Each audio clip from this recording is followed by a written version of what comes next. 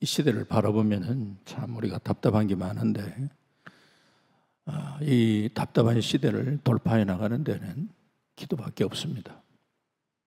기도로 우리의 이 시대를 돌파해 나갈 수 있는 그런 은혜가 우리 모두에게 있기를 다시 한번 주의 이름으로 축원합니다. 이런 얘기가 있습니다. 세계 각국의 사람들을 실은 작은 배가 항해를 하고 있었습니다. 그러다가 갑자기 풍랑을 만났습니다. 정운이 초과되어서 3사람이 희생되어야 배가 안정될 수 있다고 그렇게 진단이 나왔습니다. 이때 그 사정을 알고 미국 사람이 벌떡 일어나더니 나는 청교도 정신을 발휘하여 내가 먼저 희생하노라 하면서 바다에 뛰어들었어요. 옆에 있던 영국 사람이 나는 신사도 정신을 발휘해서 내가 희생한다 하면서 또 바다에 뛰어들어갔습니다. 이때 한국 사람이 벌떡 일어서서 대한독립 만세 이렇게 부르더니만 옆에 있던 일본 사람을 벌쩍 들어가 바다에 빠뜨렸다.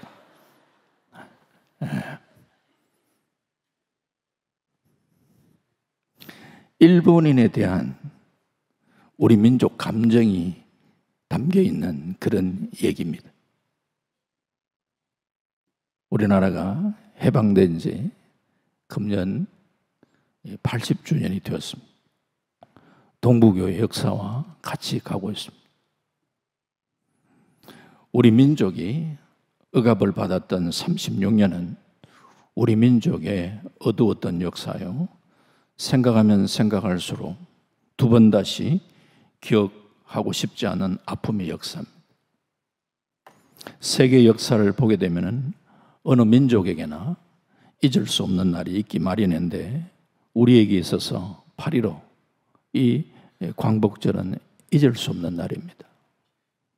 우리 민족은 일제압제하에 36년 동안 말할 수 없는 수모와 고통을 겪었습니다. 말도 뺏기고 이름도 뺏기고 글도 뺏기고 정말 억울하게 살았던 36년입니다. 당시에 믿는 사람들이 핍박을 많이 받았습니다. 도산 안창호 선생은 일기장에서 나는 밥을 먹어도 독립을 위하여 먹고 잠을 자도 독립을 위하여 잔다라고 그렇게 기록하고 있습니다. 이렇게도 고대하고 갈망했던 이 해방을 얻게 되었습니다. 고난이 컸기에 해방의 기쁨은 더 컸습니다. 이렇게 소중하게 얻은 광복을 오늘 생각하면서 오늘이 마침 또 8.15잖아요. 그래서 오늘 광복을 좀 생각을 하면서 본문의 말씀을 한번 되새겨보고자 합니다. 이 시편 126편은 좀 우리에게 익숙한 시편입니다. 여러분들이 시편을 조금 보시면은요, 시편 전체가 150편인데 그 중에 시편 120편부터 시편 134편까지 120편부터 134편까지 거기에 보면 타이틀이 성전에 올라가는 노래라 그렇게 기록되어 있습니다. 그러니까 총 15편이 성전에 올라가는 노래입니다. 어떤 학자는 얘기하기를 예루살렘 성전의 계단이 15계단이었는데 이스라엘 백성들이 성전에 올라갈 때 한 계단씩 올라가면서 이 시편을 암송하며 올라갔다라는 그런 말도 하고 있습니다. 그러나 예루살렘 성전 계단이 15계단이라고 고고학적으로 확실하게 입증된 내용은 사실 아닙니다. 성경 해석학자들 가운데서 그렇게 적용을 하시는 분도 계신 그건 또 사실인데, 어쨌든지 간에 예루살렘 성전 계단이 뭐 15개든지 아닌지 거기에 대해서 뭐 너무 신경 쓸 필요는 없을 것 같고, 우리가 신앙적 순례의 의미를 담아서 개인의 삶 속에서 적용을 해보는 거. 그러니까 마치 15계단을 올라 성전에 올라갔던 이스라엘 백성들을 한번 그냥 생각을 해보는 거죠. 그러면서 시편 120편부터 점차 시편 134편까지 성전이 거의 이제 다가왔을 때 어떤 모습으로 나가는가. 이 시편 134편을 보면요, 보라, 밤에 여호와의 성전에 서 있는 여호와의 모든 종들아, 여호와를 송축하라. 성소를 향하여 너의 손을 들고 여호와를 송축하라. 야, 주님 앞에 나갔을 때는 완전히 막 송축하라. 그래서 한 단계 한 단계 나가면서 주님을 더 가까이 하면서 이 시편을 한 장씩 묵상하는 의미에서 이 말씀을 자기 삶 속에 한번 적용을 해보면요, 상당하게 여러분들이 아주 도움을 받으리라 생각합니다. 이스라엘 백성들은 1년에 3차례 그들이 뭐 어디 있든지 예루살렘 성전에 올라와 절기를 지키도록 했습니다. 유월절 절기, 그리고 오순절 절기, 초막절 절기, 이 세 절기를 지키도록 했습니다. 그러면 1년에 3번만 성전에 올라와 예배드리고 나머지는 마음대로 살아도 된다라는 그런 의미인가? 그건 아니고요. 1년에 바쁘지만 3차례 하나님 앞에 나와 예배드리듯이 매일의 삶 속에서도 하나님을 의식하며 살아라. 우리가 주일 하나님 앞에 나와 예배드릴 때에 주일 예배드리는 시간만 하나님을 바라보는 것이 아니라 주일 하나님 앞에 나와 예배드렸던 그 모습을 가지고 우리의 삶의 현장 속에서도 나의 삶에 하나님이 받으시는 예배가 되는 이런 삶을 살아가야 된다라고 성경은 우리에게 말씀하고 있습니다. 오늘 이 시편 126편은 이스라엘 백성들이 70년 만에 바벨론 포로 생활에서 돌아와 해방의 감격을 노래하고 있습니다. 시인은 포로에서 해방된 것이 하나님께서 행하신 놀라운 일이라는 이런 신앙의 고백과 더불어서 벅찬 감격과 기쁨을 생생하게 하나님 앞에 찬양하고 있습니다. 우리 민족 역시 일제의 압제하에 하나님의 은혜로 광복의 기쁨을 맛보았습니다. 그래서 오늘 본문을 통해서 광복이 주는 그 의미를 한번 되새겨 보면서 우리가 해야 할 일이 뭔가 이걸 한번 찾아보려고 하는 겁니다. 이스라엘 백성에게 있어 광복은 정말 하나님이 행하신 일이었습니다. 그래서 오늘 1절 말씀 보면 여호와께서 시온의 포로를 돌려보내실 때에 우리는 꿈꾸는 것 같았도다. 이게 꿈인가? 이게 생시인가? 아니, 정말이가? 이게 정말인가? 그도 그럴 것이 이들은 외세의 침략과 공격을 받았었지만 이렇게 비참하게 바벨론의 포로로 끌려간 적은 없었습니다. 바벨론의 느부갓네살 왕도 잔인한 왕이에요. 이스라엘 백성들을 묶어가지고 그 먼 한 대략 한 1500km 정도 되는 그 거리 바벨론을 끌고 갔습니다. 그곳에서 70년 포로 생활을 해야 했습니다. 70년간 바벨론 포로로 살던 그들에게 내일이 보이지 않았습니다. 희망이 없었습니다. 그런데 바벨론의 느부갓네살 왕조가 무너지고 이 페르시아 즉 바사의 고레스 왕이 집권하면서 이스라엘 민족에 대한 해방령이 선포되었습니다. 사실 바벨론은 한순간에 싹 무너졌습니다. 그 바벨론에 무너지는 한순간에 무너지는 그 모습을 요한계시록에도 바벨론의 멸망을 이야기하는 그 바벨론의 멸망을 빗대 이야기하는 것은 그 시대 도미티안 그 황제의 그 극악한 그 핍박 가운데서 참 고난을 당하는 그 성도들 향하여 말이죠. 그 로마도 한순간에 무너진다는 것을 비유로 얘기를 하는 거잖아요. 바벨론의 무너짐을 이야기하는 거예요.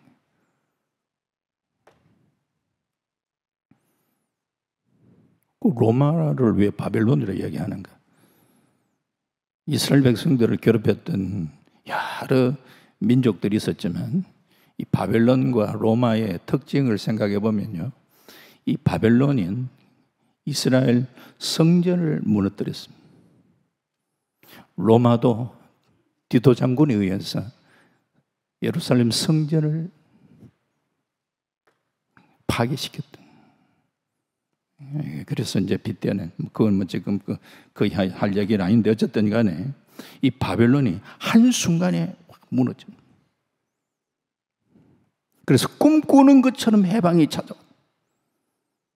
그래서 본문 1절에 이스라엘의 포로를 하지 않고 시온의 포로. 왜 시온의 포로를 했을까? 이들은 과거 시온산에서 하나님을 예배하던 사람이었는데, 하나님을 예배하던 하나님의 백성들이었는데, 이 포로 생활을 하면서 제대로 예배를 드릴 수 있는 그런 여건과 환경이 되지 못했던 그 시온의 포로들, 이스라엘의 포로라고 말하지 않고 하나님을 예배하던 백성들이 돌아와서 잃어버렸던 예배를 회복하는. 그래서 시온의 포로들이 고국으로 돌아와서 성전 예배를 회복하게 되었다. 이거 너무 이건 말할 수 없는 기쁨과 감격.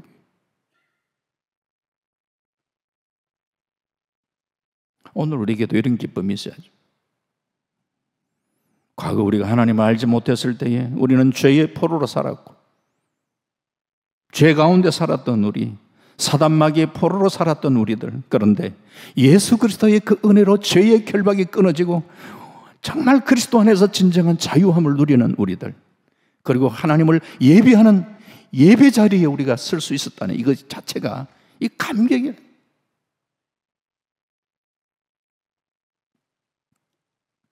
하나님의 은혜로 해방을 맞이한 이스라엘 백성. 오늘 2절 말씀 보면, 2절 말씀 같이 한번 봅시다. 시작. 그때에 우리 입에는 웃음이 가득하고 우리 혀에는 찬양이 차서도다. 아니, 그것까지 다 읽어보네요. 예, 끝까지 읽으십시다. 그러면 한번, 같이 보면 시작. 그때에 문나라 가운데서 말하기를 여호와께서 그들을 위하여 큰 일을 행하셨다 하였다. 아멘. 여기 봅니까? 도무지 상상할 수 없는 일이 현실로 이루어졌을 때 그들의 입에서는 웃음과 찬양이 가득했다. 그런데 여기는 찬양이라 했지만서도 여기에 찬양은요, 이 함성의 의미를 담고 있습니다. 이야! 너무 좋아가지고.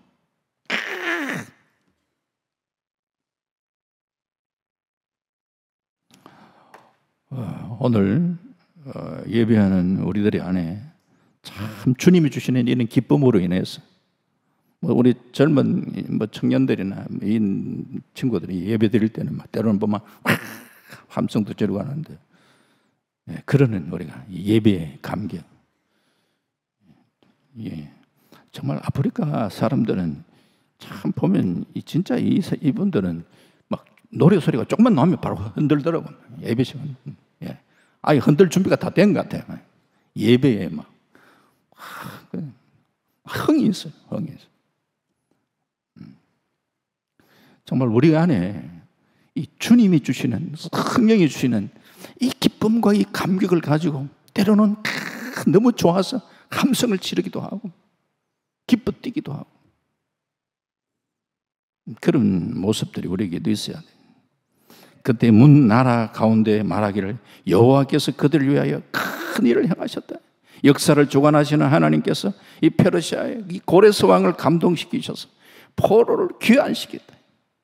이스라엘 백성들이 이 포로 생활에서 해방된 것은 이 전적인 하나님 은혜의 역사예요. 당시 우리 민족은 일본에게 참 신앙의 자유를 뺏겼고 창세기의 명을 해야 했고, 우리 민족과 비교해서 생각해보면 이스라엘 백성들도 참 바벨론 포로 생활을 하고 돌아왔지만 우리 민족의 해방도 돌아보면 이 하나님의 은혜의 역사거든요. 말과 글이 빼앗겼고 여자들은 정신대에 끌려가서 모진 고문을 당하고 아버지와 남편들이 보국대에 끌려가고 아들과 형들은 징용에 끌려가고 양식은 공출당하고, 그것뿐만 아니라 우리가 많이 알고 계시지만 1945년 8월 17일에 해방 바로 이틀 뒤 17일에 우리 민족과 교회 지도자 3만 명을 죽일 계획을 세우고 있었잖아요. 해방이 사흘만 늦었어도 민족의 지도자, 교회 지도자 3만 명이 처형당할 뻔했네요.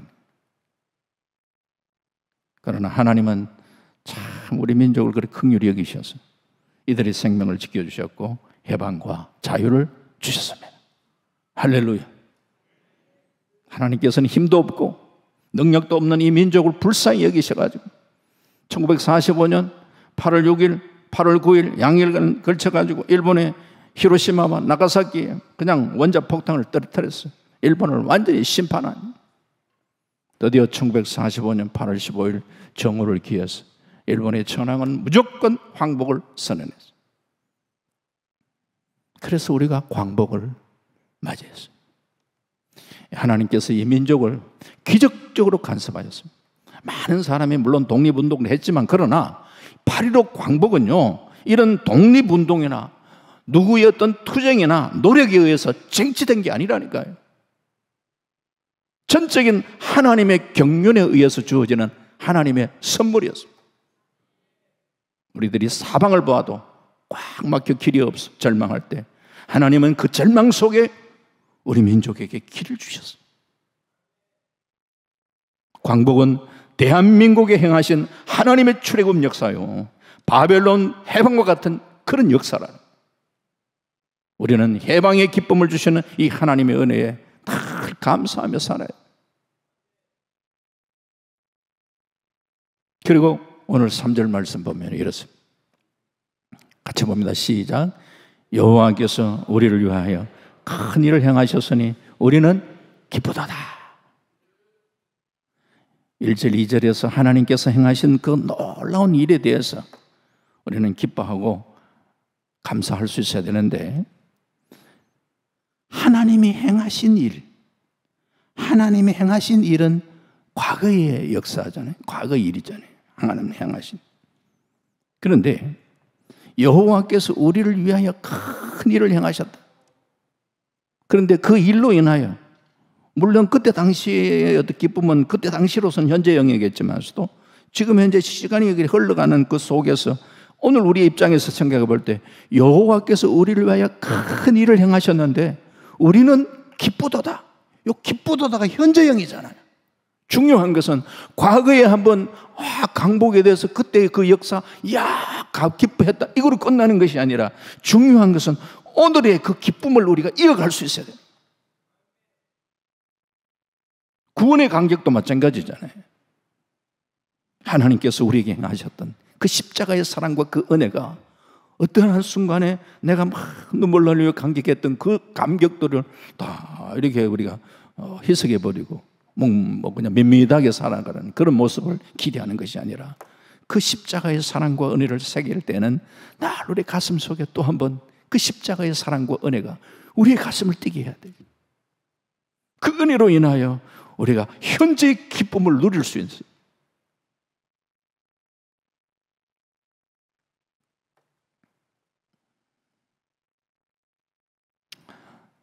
참 우리 민족에 행하신 해방도 기적적인 그런 일이지만 우리 한 사람 한 사람 내 자신도 마찬가지잖아요. 과거 정말 영적으로 좀 전에도 말씀드렸지만 허물과 죄로 영죽었던 우리들인데 사단의 노예였었는데, 그런데 주님께서 나의 죄를 십자가를 통하여 다 청산해 주시고 내가 얽매여 있던 그 죄의 쇠사슬이 완전히 끊어져 버리고 이 사단의 압제에서 해방되어 구원의 감격과 기쁨을 누리게 된 자가 되었다는 이 사실, 이 구원의 감격을 가지고 살아가는 성도에게는 이 주님으로 인한 기쁨이 우리에게 날마다 주어져요. 주의 그 인자하심, 그의 사랑하심으로 인하여 날마다 우리가 일생 동안 즐거움과 기쁨을 누릴 수 있는 그런 은혜가 여러분들이 기도 제목이 될 수 있기를 주의 이름으로 축원합니다.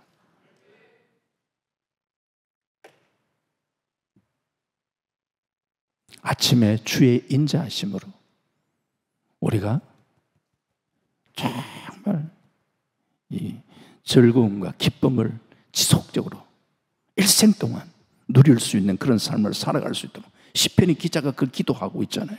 하나님, 아침에 주의 인자하심으로 일생 동안 즐겁고 기쁘게 살아갈 수 있도록 인도해 달라고.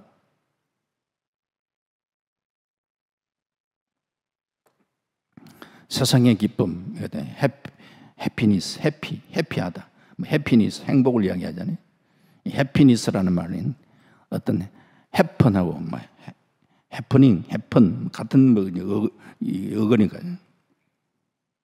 그 무슨 말이냐면 우리가 해피하다, 이게 어떤 해펀, 그러니까 행복한 일이 발생되었을 때 우리 안에 주어지는 해피니스. 이게 세상 사람들이 누리는 이 행복감이잖아요. 우리가 누리는 행복은 그게 아니잖아요. 하나님이 주시는 그 은혜로 인한 그 내면 속에 말할 수 없는 성령이 주는 그 기쁨과 그 은혜, 감격, 이게 우리 안에 넘쳐날 수 있기를 주의 이름으로 축원합니다. 이 은혜가 우리 안에 날마다 부어줘야지 정말 우리가 지금의 이 세상 속에서 우리가 믿음으로 신앙으로 감당해 나갈 수 있다, 저는 생각을 합니다.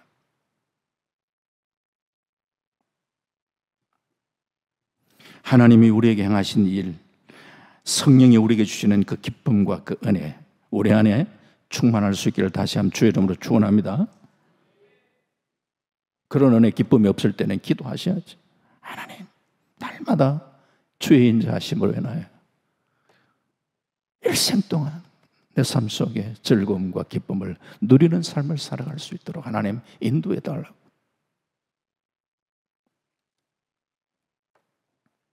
(36년) 일제히 지배하에서도 우리가 정말 하나님의 은혜로 해방을 누리게 된 것 감사할 뿐만 아니라 사단마귀 권세 아래 살던 우리가 십자가의 능력과 은혜로 우리가 진정한 참 영적인 해방과 자유를 누리면서 은혜의 삶을 살아가고 있습니다.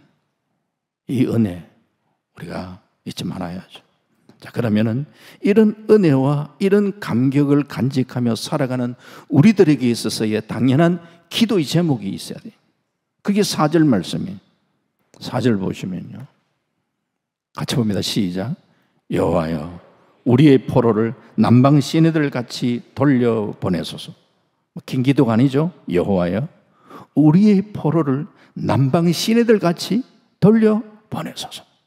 우리는 언뜻 이게 확 와닿지가 않습니다. 문화가 다르니까.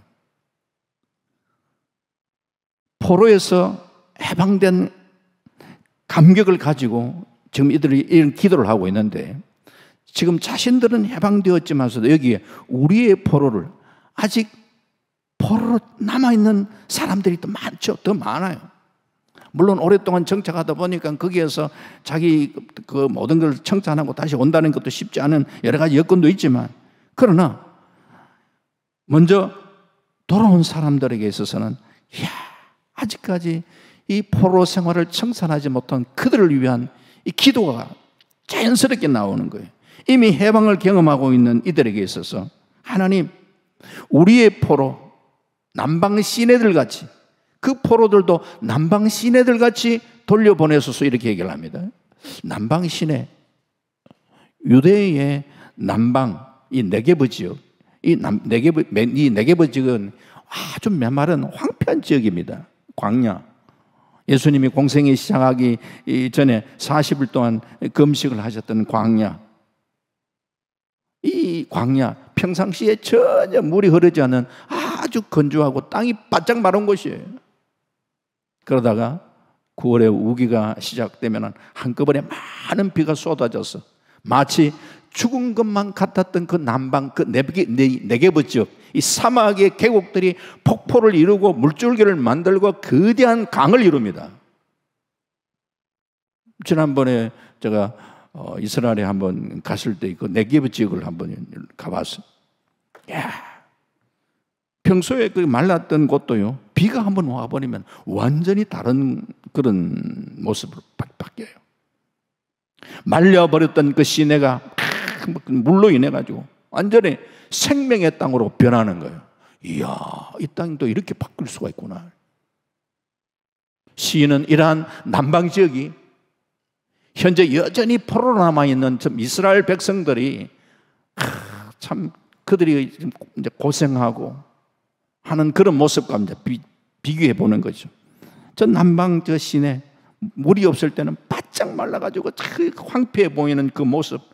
아니 지금 현재 이 이스라엘 백성들이 돌아오지 못한 아직까지 포로 남은 가운데는 저렇게 남방 시내와 같은 저런 모습으로 살아가는 그런 우리 동족들이 많은데,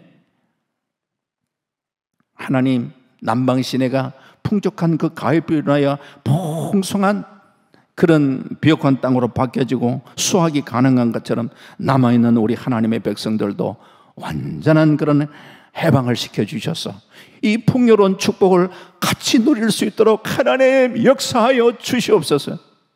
그렇게 기도하는 거예요. 아직까지 해방의 감격을 모르는 사람들이 그 기쁨을 누릴 수 있도록, 포로 귀환의 기쁨을 같이 누릴 수 있도록 그렇게 해달라는 간절한 기도를 드리고 있습니다. 그렇다면 오늘 우리들 동일하죠?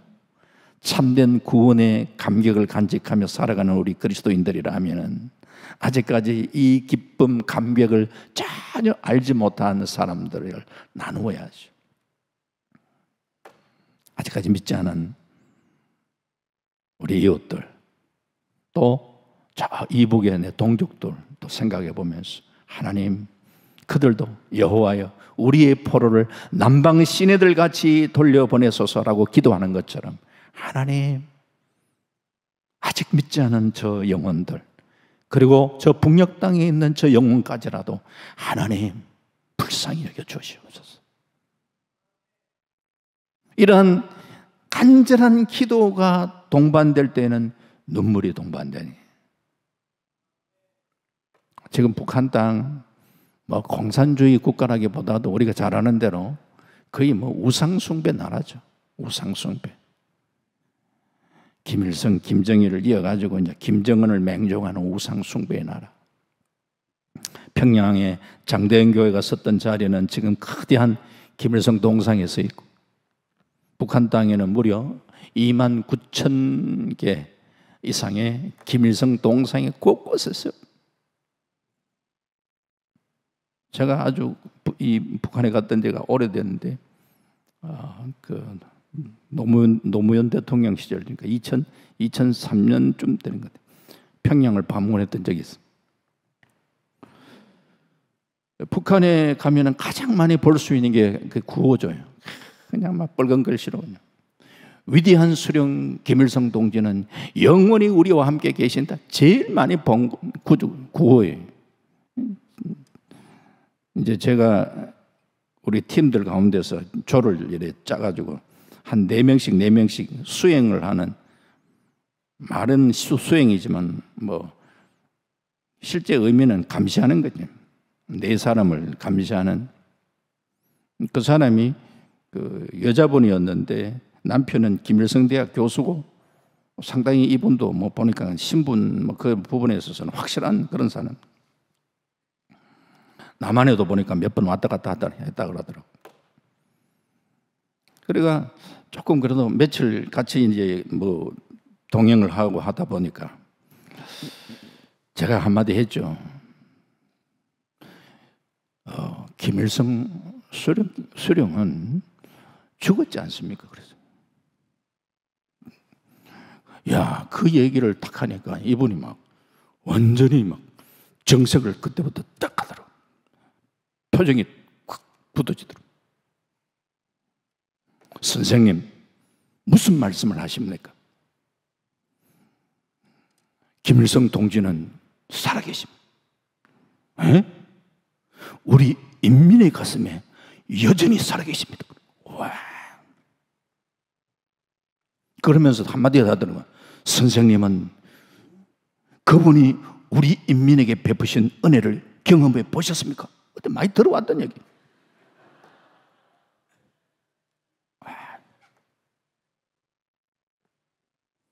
그분의 은혜를 경험하지 못하고 그런 소리 하지 마라. 정색을 하는. 저도 뭐 한마디 해버렸죠.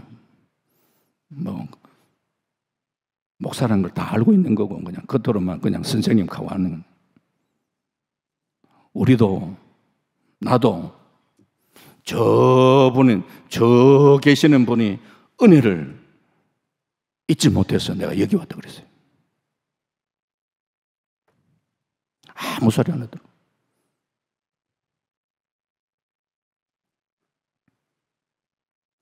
김일성이 뒤를 이어서 또 하나의 태양신 김정일, 이들이 구원을 보니까 백두산의 아들 김정일 장군을 영원히 받들어 모시자. 김정일이가 살아있을 때는 김정일이가 21세기 태양인데 이제는 또 뭐 21세기 태양이 자꾸 바뀌더라. 김정은 장군, 위대한 장군님만 계시면 우리는 이긴다. 가는 길 험난해도 웃으며 가자. 그런 구호들이 별거면. 이 동양의 예루살렘이라 하던 평양은 지금 우상의 도시로 변해버렸죠. 수백만 주민을 굶겨 죽이는 정권이 핵과 미사일을 개발해서 우리를 위협하고 있지만 북한 주민은 참 불쌍하죠. 그들에게는 빵도 필요하지만 복음이 필요해요. 복음. 지금도 여러 경로로 사시는 복음이, 북한의 복음이 들어가고 있습니다. 우리가 북한 동포를 위해서 계속 우리가 좀 기도를 해야 돼요.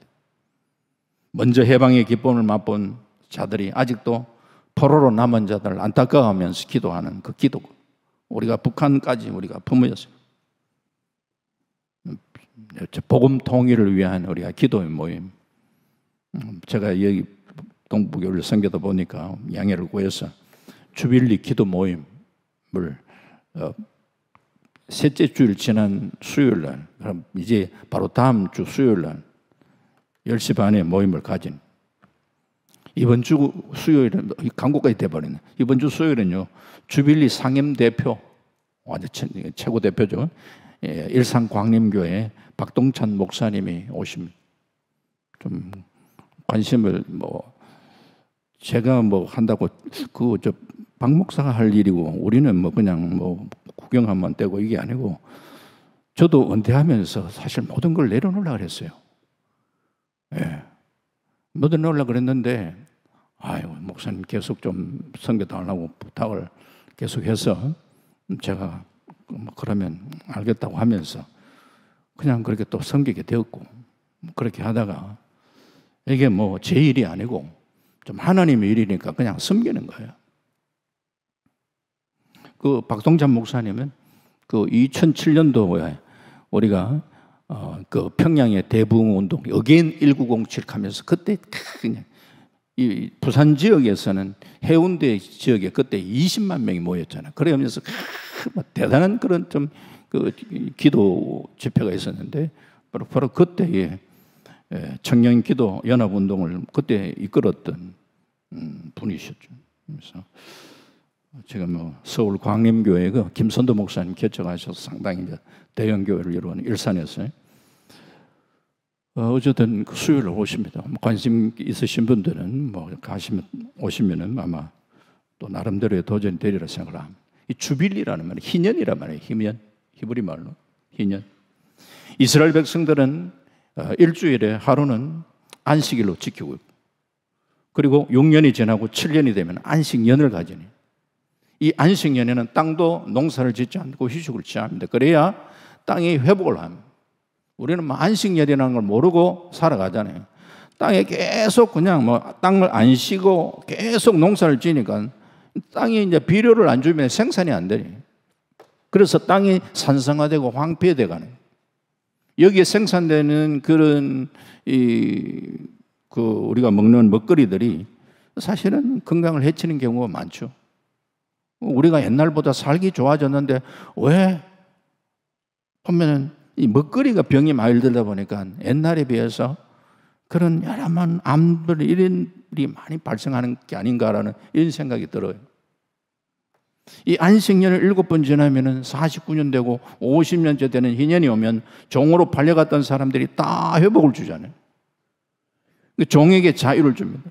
사고 팔고 했던 땅도 원래 주인에게 다 돌려줍니다. 희년은 고통받고 억압받던 자에게 진정한 자유를 선포하는 그런 해예요. 그래서 제가 자유가 없던 독재 치하에 고생하며 살아가는 저 북한 주민에도 예수 그리스도로 말미암아 그 땅에 희년이 선포되고 진정한 해방과 자유가 주어지는 그런 은혜가 주어질 수 있도록 그래서 기도를 하는 거예요. 한 달에 한 번씩 우리 전국적으로 계속 여러 지역에서 모이고 있습니다. 해외에도 계속해서 그게 확산되고 있고 그렇습니다. 많은 분들이 기도를 하고 있습니다.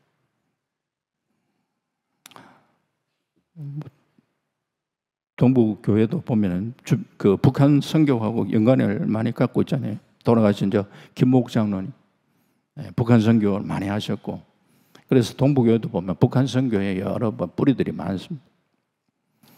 오늘 우리 믿음의 성도들이 믿지 않는 분들을 위한 기도도 생각해야 되겠고, 더 넓게 우리가 참 북한을 위한 그런 기도도 또 필요합니다. 자, 그러면서 시편 126편 5절 오늘 말씀 보십시다. 잘하는 말씀이죠. 같이 볼까요? 시작. 눈물을 흘리며 씨를 뿌리는 자는 기쁨으로 거두리로다. 이스라엘 백성들이 바벨론 포로에서 돌아온 것은 하나님의 은혜였지만 이 하나님의 은혜를 잊기까지 그들에게는 많은 눈물의 씨를 뿌려야 했습니다. 바벨론 포로 생활의 70년 기간은 아무것도 희망이 보이지 않는 그런 시대, 눈물을 흘리며 씨를 뿌린다는 것은 당시 울지 않으면 한 발짝도 뗄 수 없는 자들이 부르는 그런 노래였어요. 씨를 뿌려야 미래를 기대할 수 있는데 먹을 것도 없는데 씨를 뿌린다는 게 쉽지 않아요. 그 바벨론 땅이 그렇게 비옥한 땅이 아니에요. 자갈밭이 많고 씨 뿌려도 열매 맺기가 어려운 그런 땅, 그 척박한 땅을 그냥 거기에서 씨를 뿌리는, 또 씨 뿌려놓고 이렇게 열매 맺고 이렇게 추수할 때쯤 되면 또 약탈 당하기도 하고 하니까 참 그런 많은 눈물이 담기게 되죠. 마지막 6절 말씀 보십시오. 시작. 울며 씨를 뿌리러 나가는 자는 반드시 기쁨으로 그 곡식단을 가지고 돌아오리로다. 여기 중요한 것은 울며 씨를 뿌리러 나간 자는 반드시 기쁨으로 그 곡식단을 가지고 돌아오리로다.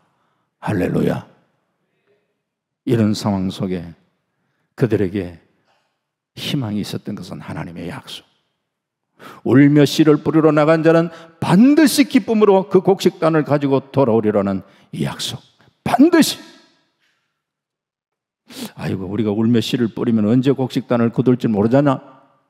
그게 아니고 반드시 기쁨으로 돌아오리라. 이 하나님의 약속을 우리도 붙들 수 있기를 주의 이름으로 축원합니다.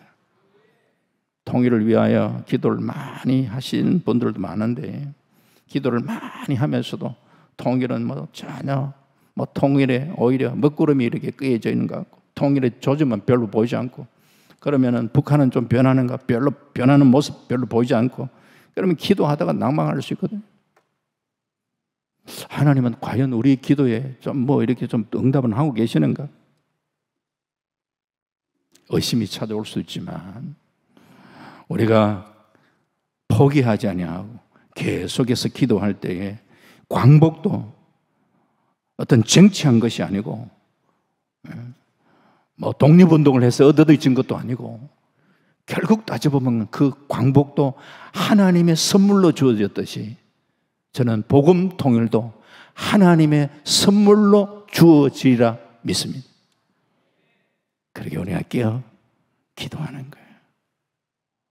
눈물을 흘리며 씨를 뿌리는 자, 기쁨으로 그 단을 거둔다고 얘기를 하고 있습니다.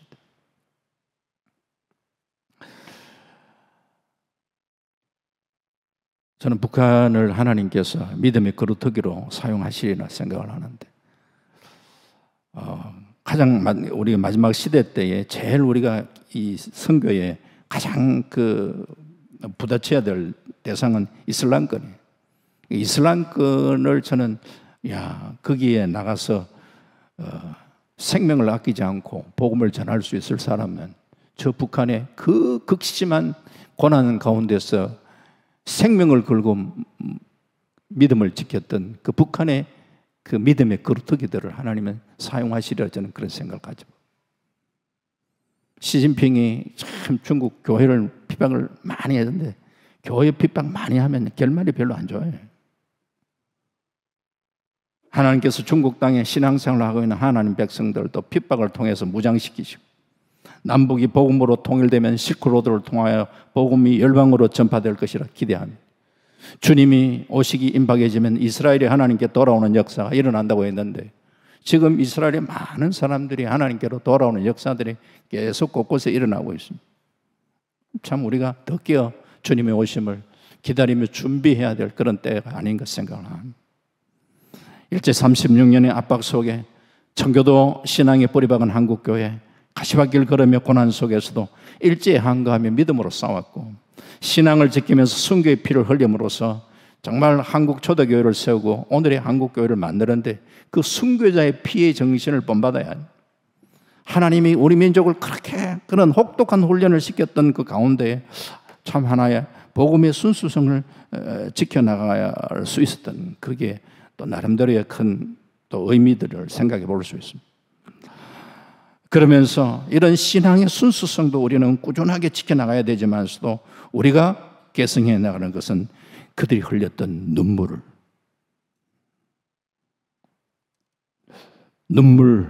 눈물을 흘리며 씨를 뿌리는 자, 하나님께서 원하시는 것. 오늘 우리가 참 이 시대를 살아가면서 나라의 상황 생각해 보면은 참 걱정스러운 일때에 광복이 하나님의 은혜임을 다시 한번 깨닫고, 광복의 은혜를 우리는 잘 지켜 나갈 수 있어야 되지 않겠습니까? 저희 이북동포들 해방의 기쁨을 누릴 수 있도록 복음 통일을 위한 기도와 더불어서 정말 조국의 밝은 내일을 위해서 오늘 우리가 하나님, 이 민족을 불쌍히 여겨 주옵소서. 이 민족을 긍휼히 여겨 주시기를 원합니다.